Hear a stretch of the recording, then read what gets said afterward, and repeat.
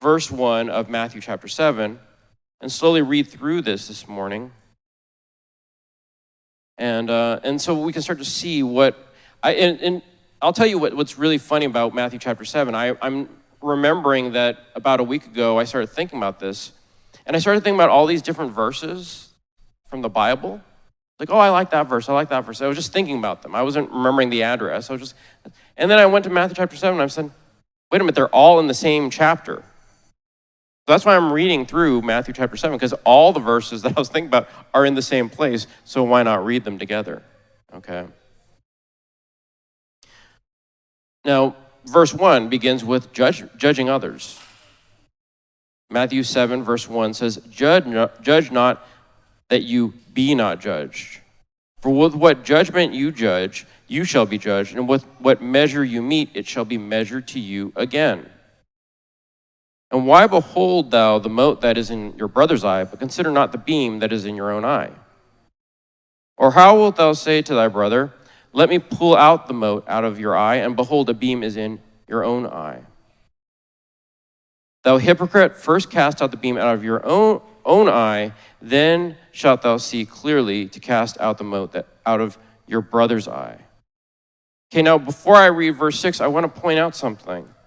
It's very important to understand that Matthew chapter 7 is thoughts that are building a foundation.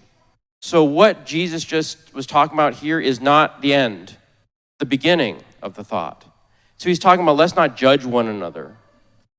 Let's not condemn one another. And really, those things that you see in other people that you don't like are probably things that are in you.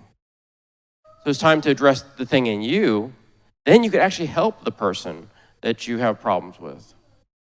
As I like to say, like I've mentioned this before, but I'll mention again that one of my kids is a lot like me. One of my children is a lot like me. Now that could be a great thing at moments, and it could be a really unpleasant thing in other moments. Why? Well, because in the good moments, you're like, oh yeah, I do that, ha ha ha, and that's great.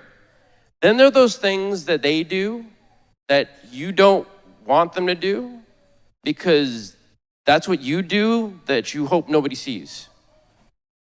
You know what I mean? It's like, oh, you do that. That hits too close to home. And I'll say when I first started to see these patterns, I'll say I was harsh. I wasn't like particularly mean, but I think I was like, I really was trying to help this child to stop doing these things. Why was I trying to make them stop doing these things I didn't like seeing? Because they were a bad mirror to what was wrong in my own life. It was putting a spotlight on the wrong things. Please, you need to stop this right now. This has to end. Because there was a reflection to me of things I didn't like in myself. Now, for a while, I will say that I think I grew to resent this child. I didn't know I was. I didn't purposely go, oh, I don't want to like them. I just kind of started keeping my distance, like, you make me feel very uncomfortable. Then God started to convict me as to why that was happening. Now, thankfully, this is years ago. I've come a long ways from this. But you have to start somewhere. And so I finally got the picture when I was reading scriptures like this, that, oh, the reason why I kind of feel like, why are you doing those things, was because I have something in me. So as I started to repent to God for those things that I saw in that child that reminded me of me, then here's the remarkable thing that happened. I enjoyed being around them. They didn't mean they had entirely changed, but I actually enjoyed being around them.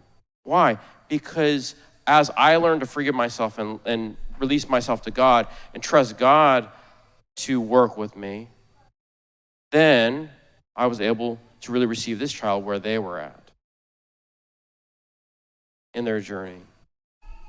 In fact, what's really great about it now is I think it's someplace where we're both growing up together now. We're just going on a hike. It's not a really pleasant hike some days, but we're going to the same destination. So we can take each other by the hand and say, let's keep going. Clearly, this is an issue that you're having. There's an issue I'm having. So let's work together to get rid of that. Isn't that so much better? I think that's what we want. Not to be fraudulent, but to really be transparent and then start to address these things as a group to care for one another as the church.